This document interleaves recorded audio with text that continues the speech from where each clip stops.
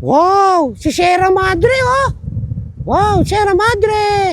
Uy, hindi si Sierra Madre yan. Ay, ganun. Sino siya? Yan, si Nuestra Señora de la Paz y Buen Viaje. Oh, siya ang nakagliligtas dito sa Dingalan at nangangalaga. Wow! Oo nga, no? Makikita niyo siya, guys, oh.